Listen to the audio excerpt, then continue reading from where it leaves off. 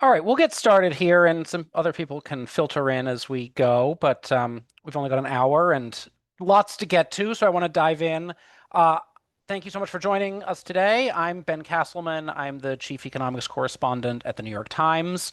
I'm also on vacation today, so you can see just how huge a nerd I am. But thank you for being here. Thanks to the folks at the EL Budget Lab for organizing this, putting together such a great panel. I want to start here with a couple of stats because how could I not? The federal government collected about $24 billion in tariff revenue in May. That's according to the daily treasury statements. That's almost exactly triple what it collected the previous year. Don't know if that's going to be what things look like going forward, but we've obviously seen a huge increase in tariff revenue this spring. And the Congressional Budget Office estimates that the president's tariffs, or at least whichever version of the president's tariffs they were analyzing at the moment that they did the analysis, would generate about $2.5 trillion in additional revenue over the next decade on a static basis. But that's a lot. All of which is to say that whatever you think about tariffs, and I have a pretty strong sense of what most of our panelists here think about tariffs, but we are now in an era where tariffs are becoming a meaningful part of the US fiscal picture for the first time in a long time. And yet, I feel like to date we've had relatively little conversation about the distributional consequences, or at least we have not had anything close to the kind of discussions that we had during the TCJA debates in 2017, or past tax debates, or for that matter, past spending debates, even though there are obviously huge distributional consequences. So today we're going to change that.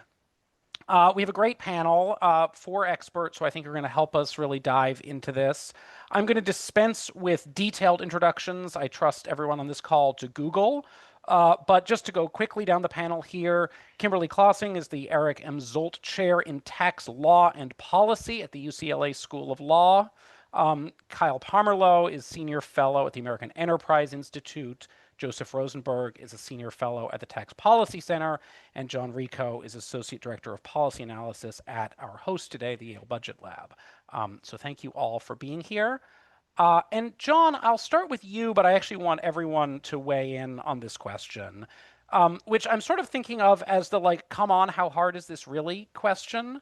Um, I'm just a simple country journalist, but it seems to me that if tariffs are a tax on imports, and we know that lower income households spend more of their income than higher income households, that is, that higher income households save more. And if we know that tradable goods make up a larger share of lower income households' consumption basket, then doesn't that basically mean that tariffs are going to be regressive? And so I guess my question is it that simple, or am I missing something here? And if it's right that tariffs are basically regressive, then how regressive are they? John, let's start with you. Sure. Spoiler alert, it's not quite that simple, although I think that's the gist of a totally valid argument in this space. I expect that my co-panelists here will have lots to say on all of the components of what you just asked. And so I'd actually like to begin with taking a step back and asking what I think is a prerequisite question, which is just making sure that we're on the same understanding as to how tariffs actually generate an aggregate tax burden to be distributed down to households in the first place. Because I do think that there's some imprecision or confusion in the popular discourse about this question. We hear, tariffs are inflationary, are they not? We ask, are tariffs a tax on foreigners or Americans? Are they not? And I think the quick sort of high level pitch for how economists might think about this issue is that tariffs in and of themselves do not cause the overall price level to rise. Of course, they may affect different goods differently because certain goods are exposed to the tariff, some are not. And that's going to affect, as you alluded to, Ben, different people's consumption baskets differently depending on their income, where they live, what kinds of things they like to consume. But there is the potential for tariffs to increase the overall price level through a sort of second order process. And that's attributable to the fact that tariffs are of a category of taxes called indirect taxes, which have this special property that they drive a wedge basically between the price that consumers pay for goods and the price that businesses receive for selling those goods and ultimately pay to their workers and their shareholders. That's a wedge that needs to be resolved somehow in the form of either higher prices or lower incomes. At the end of the day, the Federal Reserve is their job to control the price level through monetary policy. That's their mandate from Congress. They take all else is given in the economy when they set monetary policy. And so it's up to them to decide which of these two costs that we bear in the form of how those tariff burdens get resolved. The Federal Reserve has basically said we're going to look through these tariffs in the same way that we would other price shocks, indicating it'll probably be in the form of higher prices. But that's what I wanted to begin with, is that like that's the sort of burden that we think about in the aggregate. How that gets distributed down, I suspect the other panelists can speak to in a bit more detail. Great. Joseph, let's go to you next, and yeah, pick up wherever there makes sense. But how regressive are tariffs? Sure. Sure. Thanks for having me, and thanks to the Budget Lab for hosting this conversation. So I'll sort of pick up a little bit where John left off, but I mean, I think it is important to to sort of reinforce the general, I think, broad agreement that my fellow panelists and I have on this issue. I mean, first and foremost, these are taxes on Americans. So, we should not think of this as a sort of fiscal free lunch that produces revenue for the federal government, but doesn't burden households. And the second is that as described, they are regressive taxes, regressive in the sense that they represent a larger, the burden is larger as a share of income for lower income households than higher income households, at least generally speaking, on average. And so, if the United States goes through and raises something close to the $2.5 trillion that you referenced in tariffs, that represents a change, would represent a change in the overall progressivity of the federal tax system, especially if at the same time the federal government is reducing income taxes. Let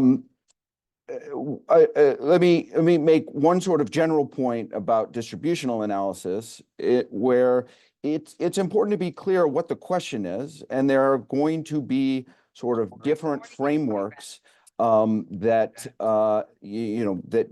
will depend on what the question is.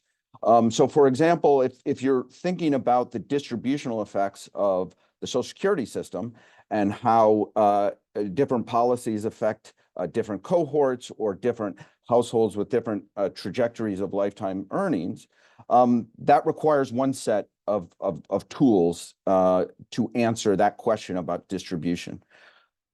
In the tax policy space, typically we analyze, I say we as analysts like at the Tax Policy Center and others on this call, looking at a single year's worth of a sort of cross-section, looking at households, ranking them by their annual income, and evaluating how the taxes, how much the taxes they'll pay, and how that relates to their economic status as measured by their annual income.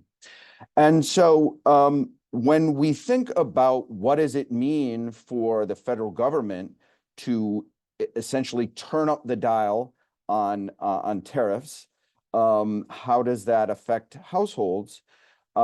It's important to use a consistent set of tools so that we can make informed comparisons or consistent comparisons between income-based taxes and consumption-based taxes.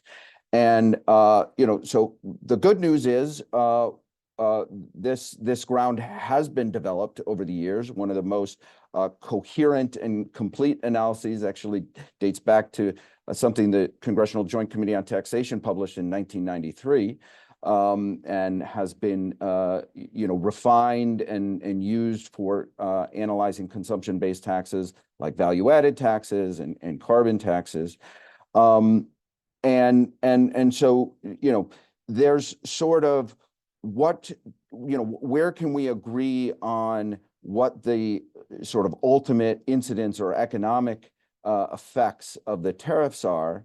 But there's also this interesting sort of secondary question that even if we agree on the effects of the tariffs, how do we incorporate that into our existing distributional analyses and are able to provide informed questions about how different households would be affected if we, for example, increased more revenue from tariffs and less from the federal income tax. Great. We'll definitely be picking up on some of that as we go here. But Kyle, I want to turn to you next. Yeah, thanks. So I will go with this general agreement here that we should think about tariffs as burdening U.S. households. Now, like any taxes, the burden can be split between consumers and producers, and burden can add up to more than 100% in the long run, but we still need to think about these as burdening U.S. households. I also do think that we should be thinking about the burden of these taxes as a reduction in real after-tax income. So that's how we're thinking about how other taxes burden households. So whether it's an income tax or a corporate income tax, we think about those as reducing after-tax income. We should also be thinking about how tariffs reduce household after-tax income. John had an excellent overview of how to think about, at an aggregate level, what is going on with household income.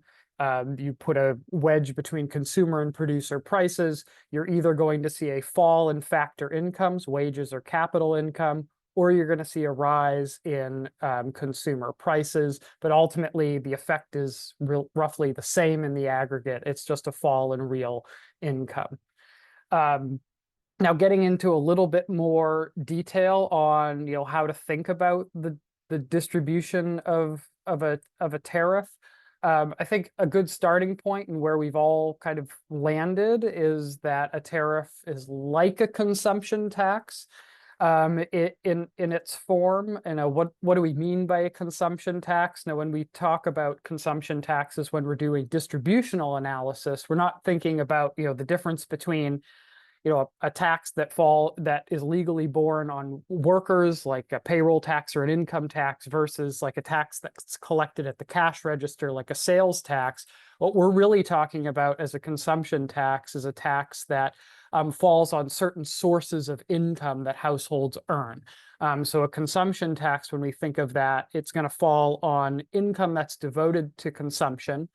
And at the aggregate level, that is equal to labor compensation, so the earnings that households receive from providing their labor, and certain types of capital income. Now, capital income, you can roughly split it into two buckets.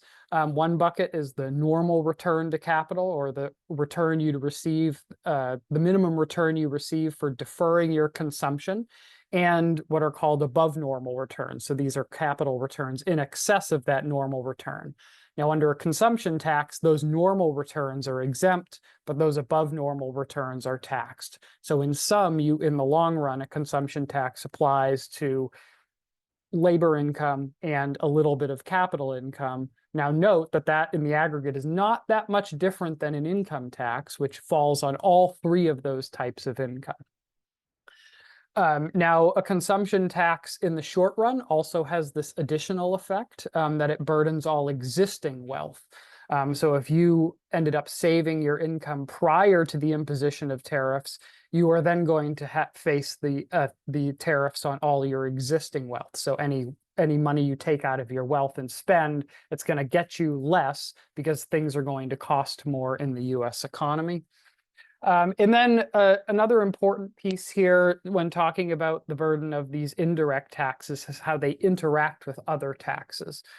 So because indirect taxes reduce real income and real income that households earn, it also reduces the tax base of other taxes that rely on that income. So income and payroll taxes are actually reduced by the imposition of these indirect taxes, and that needs to be net against the direct effect of these indirect taxes. And then John got into this a little bit, but I want to say this more clearly, is that in the long run and in the short run, it really doesn't matter whether the Federal Reserve accommodates the taxes and the price level rises or not. It doesn't really change the distribution as much as people think. And another piece, and this is where people get tripped up on this a little bit too, because it's a cross-border tax and it has other effects, is that there's a question over how much tariffs impact the value of the US dollar and how that may have an impact on the burden of the tariffs. That doesn't really matter all that much in the aggregate either. And we can get into why that's the case. Then my last point here is that we've talked about how these tariffs are, kind of like consumption taxes in a way, but I also want to note that they're not like consumption taxes in a very important way, is that they apply to inputs and they apply to capital goods. And what that means is that they look actually a little bit more like income taxes than we might expect. And what does that mean for distribution is that it actually might fall on that normal return and look a little bit more progressive than a pure consumption tax would. Terrific. And then last, Kim. Thanks, not Ben, least. for moderating, and thanks to Yale Budget Lab for putting this together, and my co-panelists for your insights.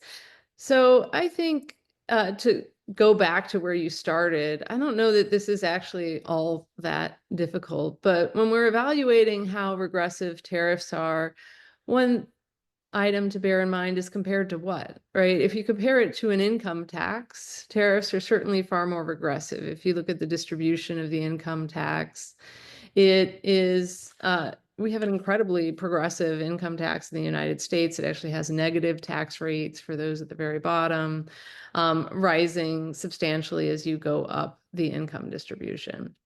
A consumption tax has a much flatter impact, right? And therefore is going to be much more regressive than an income tax. If you're cutting an income tax and you're expanding a consumption tax, that's going to be a regressive move.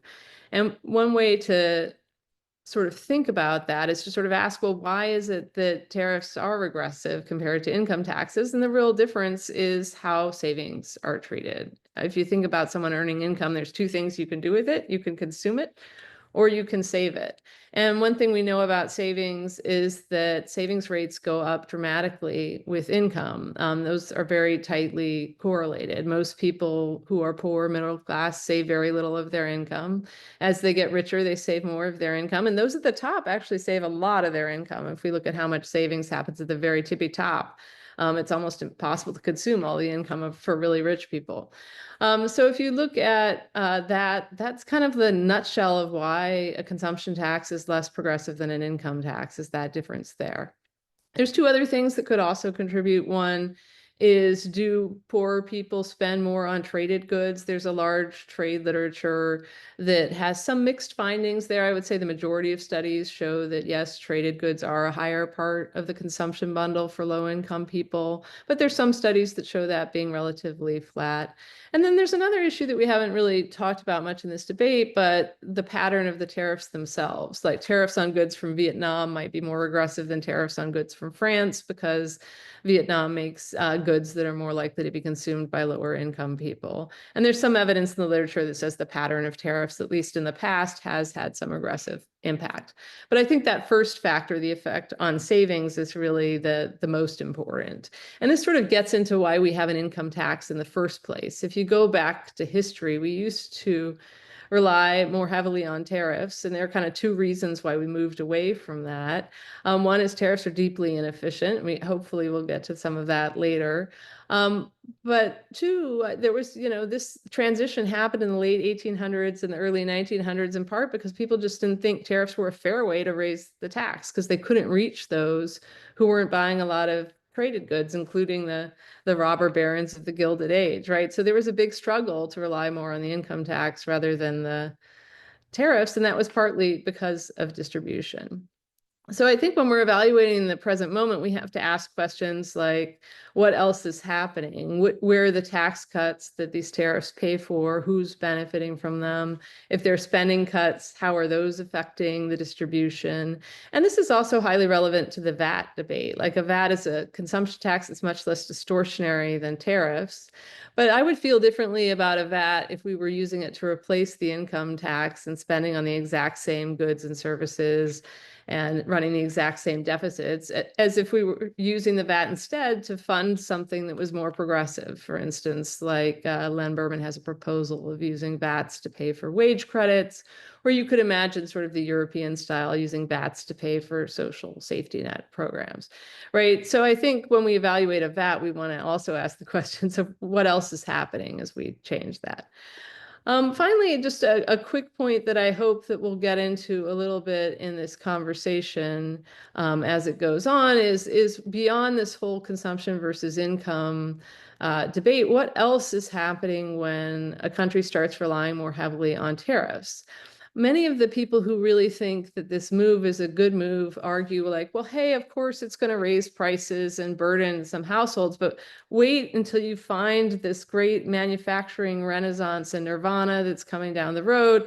That will make it up to people because people, America will make things again. And I think that argument really ignores the regressive impact of the shocks that the tariffs themselves would introduce. So Kyle noted that tariffs are in part on intermediate goods, right? That makes manufacturing in the United States harder, not easier, if you're making our input goods more expensive. And these shocks are also going to have a regressive impact if we're following history. We notice that when there are recessions or when there's disruption, it's often those poor and middle income households that are disproportionately harmed. So I would say that also makes the story from tariffs even worse than it would be if we ignored that side of it. Wonderful. Thank you all. Thanks to our panelists for keeping those answers fairly concise, because we now have 35 or so minutes here. What I want to do is to spend the next several minutes sort of drilling down into some of the details here and kind of nerd out a little bit on some of the modeling stuff. But I want to then make sure we leave some time at the end for some of these sort of bigger picture questions, some of which Kim was just talking about. This is the veggies now, dessert later approach to running a panel. Also, to our audience, if you have questions, you can put them into the Q&A box, which I will see and our folks at Yale Budget Lab will see, and I'll try to work those into the questions as we go here. But digging in here, I want to actually, Kim, maybe stay with you for a moment here. Because Kyle had sort of made the argument there in his remarks that on some level, it kind of doesn't matter whether we think of this as how the mechanism by which we push down real incomes here, whether it's on the price side or on the income side. You've made an argument that actually there is a sort of distributional impact here in how we think about this. And so I wonder if you could expand a little bit on that. Well, I certainly agree that if prices go up, that affects households much as if their real income went down, right? I think that's a completely logical conclusion. And I think logically speaking, it shouldn't matter whether the Fed lets prices rise or doesn't, because it's either going to suppress the real incomes or not. So I think that logical point is exactly true. When you look at the empirics of tax distribution analysis, however, and you can see this in the carbon tax debate, and you can also see this in tariff and excise distribution tables. When you go and ask a bunch of economists, to go and look at this either letting the price level go up or not letting the price level go up, you won't necessarily get the same answer. So, and this is technically the argument is sort of that if the model doesn't allow prices to go up, you just adjust the real incomes down. And as Kyle points out, the incomes you'd focus on are not the normal savings part, but the rents and the labor income. Whereas if you're letting the prices go up, you're sort of looking like, well, who are those price increases affecting? And then you're looking around to see, you know, the distribution of expenditure, for instance, or consumption. And you see in both kind of the carbon tax literature and in this literature that you get somewhat different results. And this happened at Treasury when we look at pass forward versus pass back. And I asked, you know, the staff to do it both ways. You don't always get the same thing, right? And I think one of the puzzles here is why that might be, because we might think intuitively we should get the same thing, but you don't tend to see that, right? And I think one solution might be in sort of thinking through the rents part of this and thinking through the longevity of the policies. I think both of these are important. So if we do sort of the thought experiment where we put on Trumpian style large tariffs for a couple of years and then we stop, right? Who's going to be impacted? It's the people consuming in those 2 years, right? And we can kind of go out and see, well, who's shopping, how much their income are they spending on these tariff goods? And we could kind of answer the question that way.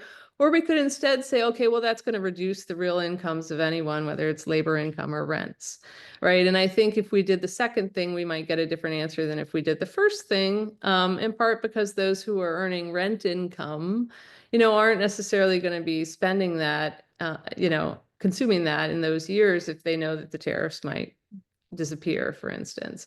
So, you know, I think there is this sort of empirical puzzle about why the findings are different. But I also think, you know, intuitively, if we just sort of think about who's going to be affected, it will also depend on the longevity of the policy. If the tariffs last forever, for instance, then you get that nice stock of wealth effect where anyone, which also will help with the efficiency, where anyone who saved up some savings, you know, is now going to find that their savings buy less stuff. But if the tariffs are just here for a year or two, right, then that effect isn't going to be a big one. Kyle, interested to hear how you are thinking about this. Yeah, so I think Kim brought up two separate issues. So one is the issue of the pass forward versus pass back methodology.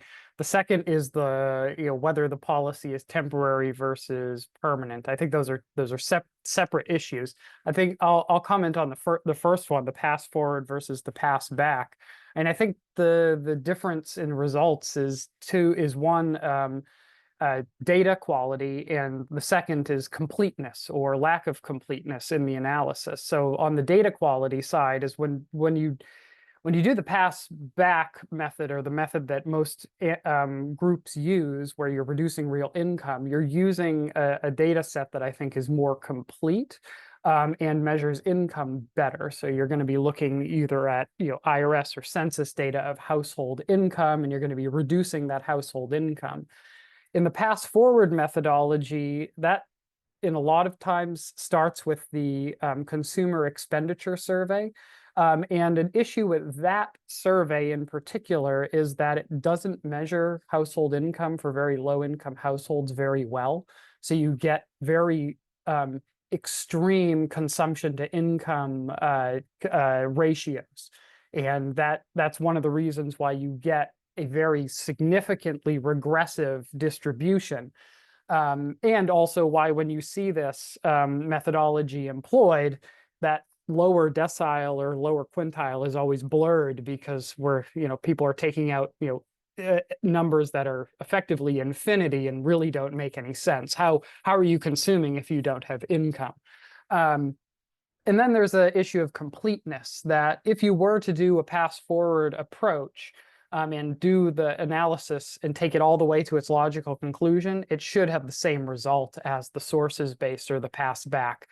So usually when the pass forward is being done, it's, well, we're going to take people's consumption to income, or consumption expenditures by income levels, multiply them by the tax rate. That's going to be your tax burden. But think about what the implications of that are. So if the price level is rising because the taxes are being applied, that is going to immediately make the value of all wealth decline. That's going to, also immediately make real income and payroll tax revenues decline, which also needs to be distributed. And these are starting to sound familiar from when I described how you do, the standard approach. So at least if you take it all together, they should end up being the same. Now, so I think that the difference between them is maybe a little overstated. And then just a quick comment on the longevity issue. I think you are right that a temporary policy and a permanent policy is going to have slightly different effects, and those distributional effects are going to maybe be a little bit more regressive in the very short run if you think that there's a temporary policy. But I will note that if you're going to assume temporary policy for your distributional analysis, you should also consider temporary revenue effects as well. So when we think like, well, this distributional analysis is because we think it will only last a year or two, well, our revenue analysis or our econ analysis should also reflect that in the same way. Joe, I want to go to you here, and you have argued that sort of applying our traditional frameworks to consumption taxes can sometimes give misleading distributional estimates. So curious on how you think about that, and to jump in on any of what Kim and Kyle were just saying. Yeah. I mean, I guess I'd back to Kim's comment about the sort of pass forward and pass back. I mean, it's not entirely surprising because we do know it is very clear that if you look at annual differences in income, and then you look at annual differences in consumption or expenditures, that the expenditures or the consumption side is less skewed than on the income side. So if you're taking a given amount of revenue and you're allocating it back to even certain forms of income, you're going to get a different distribution than if you allocate it back to consumption. And that is not too surprising. But again, the question is, I mean, say you're just considering the effects of tariffs, and you can rank households based on their consumption. You're going to get a relatively at least the tariffs that the sort of broad-based tariffs that we're discussing now, you're going to get more or less a proportional burden across consumption deciles. But when you switch to income, you're picking up just sort of differences in annual measures of income and annual measures of consumption. Some of it may be due to like data quality, like Kyle mentioned. We don't do a great job of measuring consumption. But there's also beyond data, there's just mismatches in when people earn their consumption when people earn their income and then when they consume their income. And so this is where I say it's important to be clear about what the question is. So I mean, if what you really want to do is sort of measure outlays to in and out of specific households in a given point in time, that might pull you toward a sort of pass forward or a consumption-based allocation. But again, if you're interested in how does a fiscal policy instrument, in this case tariffs, affect annual income in a given year, then I think acknowledging that these tariffs, even if they're temporary, has reduced the purchasing power of households' income, regardless of whether they choose to consume it today or not, which is one of the decisions households make as far as the economic decisions they make. And I'd further say if your goal is the former, where you're just trying to measure flows in and out, then I think it is fair or proper to consider other effects that affect sort of a household's immediate well-being. And so I think over the past several months, I am not one that tries to discern clarity from financial markets, but it's pretty clear that wealth fluctuates a lot. Now, some of that may be uncertainty or indirect effects of just a constantly changing and not all that well articulated set of policies. But I'm not sure there's people, even if you just have a 401k that sort of felt unaffected by tariffs just because they're not planning to spend their money this year or next year. So yeah, I'll stop there. John, Kyle, do you want to go on that quickly? Yeah, there's a broader implication to the logic too, right? So how we think of other taxes. So if we levy a corporate income tax, and then we say, well, we should only be thinking about when people face the burden of their tax when they spend their money. Well, we have to think very differently about how a corporate income tax works, because a corporate income tax is an entity level tax. The income may not be passed down to households immediately, and they may not be spending it. So the distribution might be quite a bit different than what we've thought. But so I think in the broader point here is that whatever choices you make, you want to be consistent across all of these taxes. Let me actually go back to Kim for just one second on that, though, because this long run piece feels important. And I mean, we know that higher income households in particular, I mean, maybe saving for a very long period of time, multi-generationally. I'm curious sort of how we should be thinking about that long run piece of this when we're thinking about this. Yes, one of the difficulties with anyone who's trying to analyze a tax is that you have to be theoretically consistent and to follow good methodology. You want to be, really use the same methods over time. And so estimators often take simplifying assumptions. For instance, they'll assume foreign governments don't change their actions, even when they're fairly predictable things that we could imagine foreign governments doing. They, assume that policies will continue as written or as enacted, as opposed to assuming that something else would happen.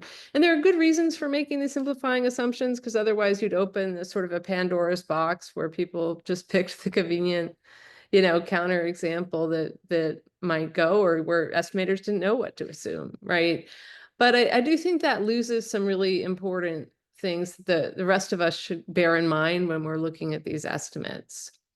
So if the government enacts a deeply harmful policy that's likely to create a recession, provoke retaliation, and create a lot of economic shock and disruption, I think it's sensible for a reasonable person to look at that scenario and say, I don't think that's a sustainable policy. If we did, for instance, the Liberation Day version of tariffs, we saw that wasn't sustainable even for the president, because there were reasons to back down from such a deeply misguided and harmful policy, and it may not be sustainable because the courts would overrule it too, right?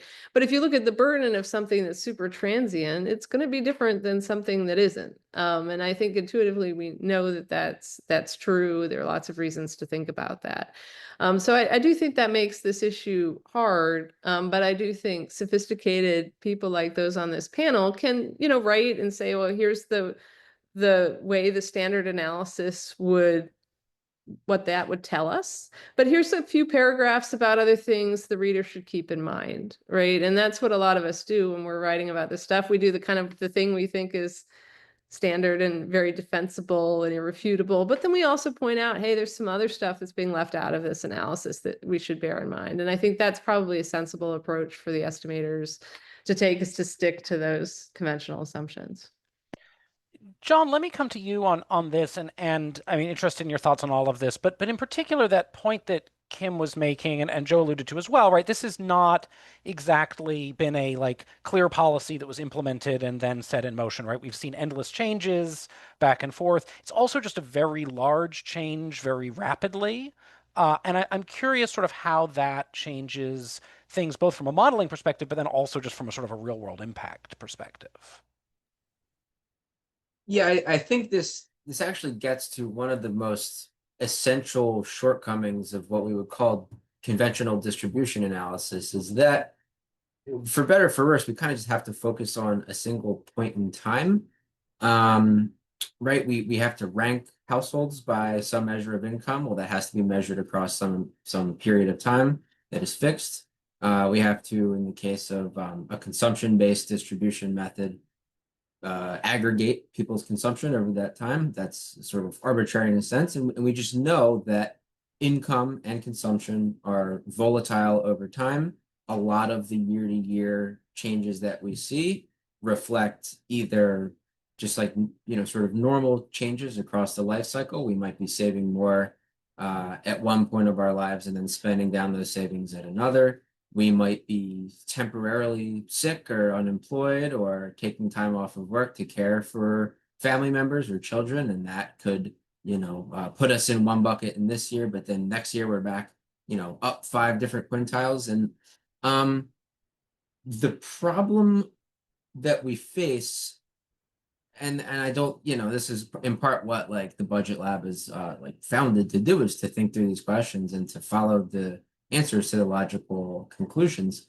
But I think the problem is that once we move away from the very clear cases of, say, simple cash transfers and, say, changes in the income tax, where the distributional impact is in some real sense just defined by the policy itself, and we move to something like a tax placed on business net income, or in the case of tariffs, some component of the production process, then we have to not just make additional assumptions for how that gets distributed down to households, but we have to, because as you said, these things play out over time, the interpretability of the exercise itself becomes somewhat questionable pretty quick. And so like, today's bottom quintile is full of people who may and most likely will not be in the bottom quintile of people if we said, if we looked at, say, 2035 of these, the effect of these tariffs. And so I don't know that there's a great solution there other than to say, maybe this goes back to Joe's point that like we just have to be very precise in the question that we are attempting to answer and not overinterpret too literally whatever comes out of our models.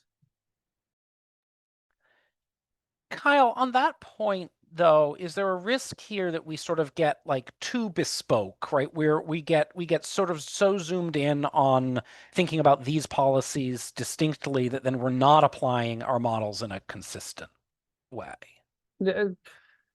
Perhaps, but I'm not certain John is making the point that we should be, very specific about or treat different taxes in special cases. I mean, I think at a high level, we probably all agree that we should be treating like taxes in similar ways. I think the good news is that tariffs look a lot like other taxes in important ways, and we have developed over the years very good methodologies for distributing these other taxes that tariffs look like.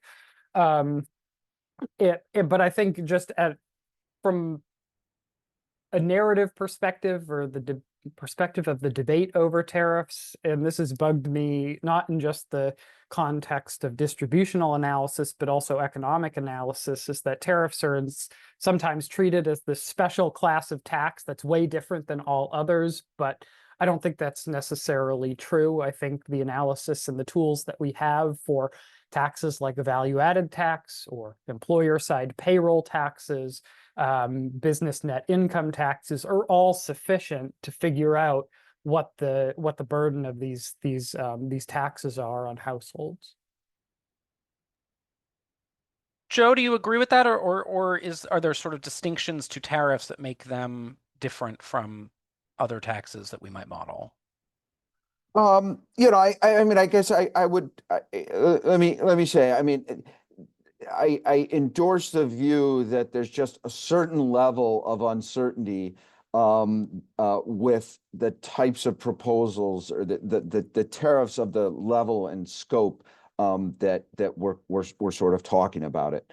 And, you know, I mean, Kim mentioned across countries. I mean, we're literally talking about thousands of really individual excise taxes that vary, whose rate varies based on the good, in some cases, very minor characteristics of the good, and where it comes from. And so, you know, I mean, we do distributional analyses and we produce tables.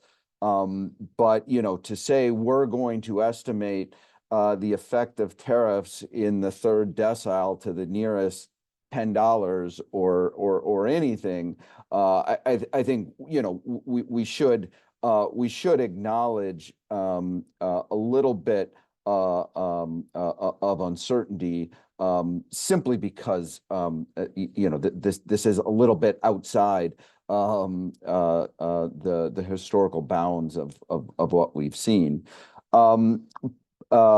But you know, I mean, I don't, again, I'm not as others, you know, that does not call for throwing out the value of the exercise.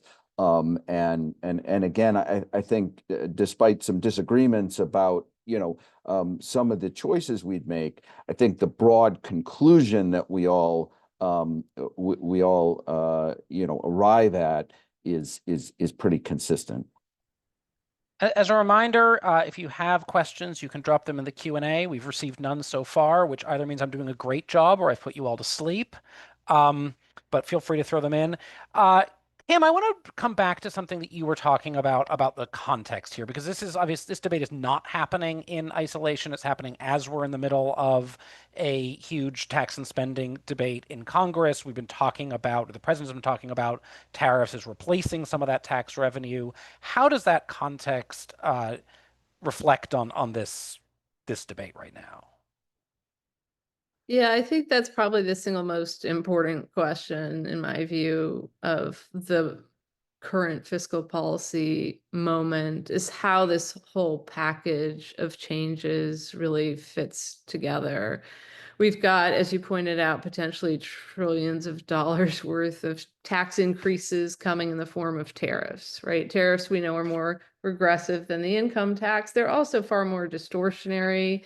In a lot of ways, they're going to generate a lot more disruption. They're going to generate horizontal inequities across industries. They're going to generate rent seeking, you know, so you've got that big bundle, but you're also doing a large number of income tax cuts, many of which are disproportionately tilted towards those at the top. Things like doubling the estate tax exemption, or more than doubling it relative to current law. Expanding the Section 199A pass-through deduction that is very regressive in its impact. The rate structure itself, continuing that Tax Cuts and Jobs Act rate structure, much more benefits someone at the top of the brackets who gets every single rate decline than someone lower down who might get really very little. So the median household, when we look at sort of the effects of the Tax Cuts and Jobs Act extensions, might get, you know, $50 or $100 a pay period, and a much smaller share of their income as a tax cut relative to those at the top. And that share comparison is where the progressivity standard is usually raised. So those are important, but we also have other things going on in the economy. We've got, and in the bill, we've got big cuts in Medicaid, and that are likely to affect things like food assistance too. We've got a change in the role of government that's being imposed in a lot of different ways. We've got reasons to think there might be a higher risk premium on US debt than there used to be, in part because of the big deficits that this bill would generate, but in part also because of the highly erratic policy setting. So, you know, all of those affect the population. You know, if you're someone in the lower income who might have qualified for Medicaid, you have to worry about losing your Medicaid. You have to worry about the tariffs. You have to worry about the fact that if you want to borrow money, there's going to be a higher interest rate on that because of the higher risk premium, you know, things like that. So that I think one really needs to evaluate the whole package of this form of, you know, so-called populist policies to see if, what the net effect is. And I'm afraid that it looks pretty dismal for those at the bottom of the distribution. John, let me come to you on this. Curious how you're thinking about sort of the broader distributional consequences here. And you've also talked about wanting to when we think about distribution, not only think about that in terms of quintiles or deciles of income, but there's sort of other distributional factors we could think about here. So how do you think about all this? Yeah, to hopefully preview some analysis that hopefully the Budget Lab will be putting out shortly. We are trying to put together the net impact of all of these policy changes on a distributional basis, because Kim is right. Like these things don't happen in isolation. Even if, yes, we are considering the bill itself, it's, we can still analyze all the sort of cumulative effects of all of the administration's policy initiatives. I guess 2 points. One would be that, one of the additional angles to incorporate in tariff analysis is the potential blunting effects of the broader fiscal system being indexed to inflation. One of the things that actually offsets some of the burden for the lowest quintile, say, in the case of tariff-driven price level increases, is the fact that many transfer programs are indexed to inflation. But if this is happening in the context of a broader cut to some of those transfer programs, then that blunting effect is going to be smaller, and that's something to try to quantify. Second, and I guess more broadly, I think, income, of course, is only one dimension across which we can measure how policy affects people differently.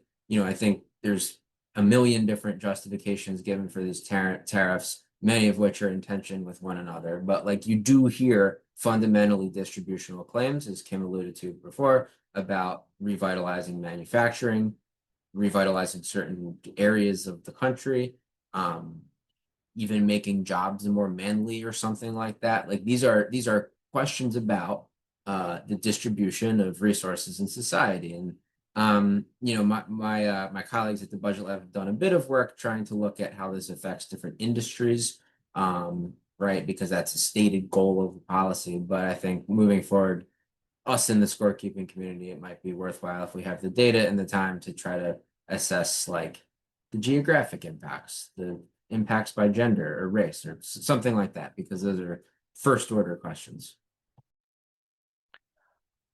We now have a couple questions coming into the Q&A, and I do want to ask one of these, which is, we had a question, doesn't this variability in taxes affect tax effective tariffs mean it's very difficult to implement and so hard to, therefore so hard to measure the effect? And let me broaden that out slightly just to say, I mean, there are questions here around implementation. There are a lot of questions around avoidance. We're already seeing lots of stories about transshipment and these sorts of things. How does that clearly has revenue effects, but does it also have distributional consequences? And does that make all of this trickier to model? I'm going to take a flyer and see if Joe wants to jump in on this, but if anybody else has thoughts, I'd love to hear them. Yes is the answer. It may, I mean, I think the complexity of implementing and administering, especially the wide range of tariffs that have been proposed does makes it harder. I mean, here's an example, right? So, I mean, at one point, I think the policy was 145% tariff on goods from China, like 500, that it's close to $500 billion of goods imported. Certainly at some level, this is not, you're not talking about a tax that is going to, raise that, the sort of first order effect is it's raising the direct price of imported goods. I mean, that's, and we've seen in, port data and shipment data, like there's certain levels where you're just going to discontinue trade, at least if that's sustained. And so the distributional effects come from, substituting away from the tariffed goods to either, different substitutes or more expensive domestically produced substitutes. And so the connection between the revenue that the tariffs are raising and the burden or cost they're imposing on U.S. households, those are different things. And I mean, Kyle, had mentioned that the sort of burden can be larger than the revenue. And for these types of distortionary taxes, that's certainly the case here. And then it makes sort of tracing everything through all the more difficult.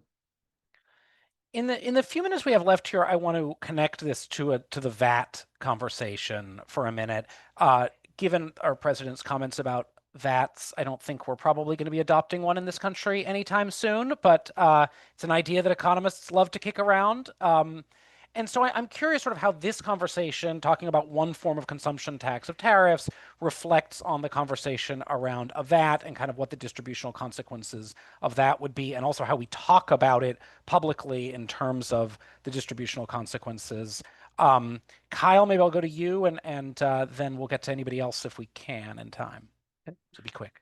So I think in the long run, it would be a good thing if the United States were to enact a VAT for some combination of reducing the deficit or reforming the tax code.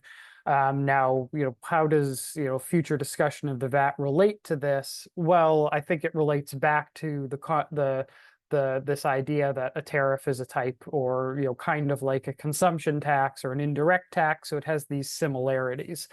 Now, I think when analyzing taxes, or analyzing a VAT or analyzing tariffs, it's important to analyze more than just the distributional implications of a tax, because how it impacts the distribution of the burden is only one dimension of what matters in the analysis. We should also be analyzing the efficiency effects of these taxes. So what does it mean to only apply to domestic consumption and to apply broadly to all goods and services, rather than only applying to certain goods at various rates, applying sometimes to inputs and sometimes to capital goods? Like what does it mean for those two tax bases, raising revenue at the same level? We should also think about related to efficiency, but also those efficiency gains relative to the revenue implications of these taxes. So a value-added tax at a very low rate raises a lot more than tariffs at a very low rate, because although there's some overlap in the tax base, a value-added tax applies also just to broadly all domestic consumption, which can be north of 70% of GDP, where imports are less than 15, I think. So we're talking about very different scales. With the potential to rate for revenue raising. So gonna have to think beyond just distributional analysis. That's important. I have just 30 seconds on that. Yeah, I think one thing we might learn from is the empirical experience of other countries in the world. And if you look at the other countries in the world, almost all of them use a VAT. It's a pretty sensible tax instrument. If you look at the other rich countries of the world, none of them use tariffs to raise a significant amount of revenue, because they have learned with experience that countries that try to raise a significant amount of revenue from tariffs have less efficient economies, in part because they're misallocating resources towards things they're not good at producing. So whether to move to a VAT or not, I think does hinge in part on what we're doing with the money. If we're taking the exact same US fiscal situation and swapping the VAT for an income tax, then I'd worry more about the regressivity than if we're doing some really productive things with it. So I think that second question is a really important one to ask too. And with that, we are at time here. So I think we'll call it. This has been a great conversation. Nobody took a swing at each other, so that's always good. Thank you all so much for joining us here, and I'll see you in the tax trenches.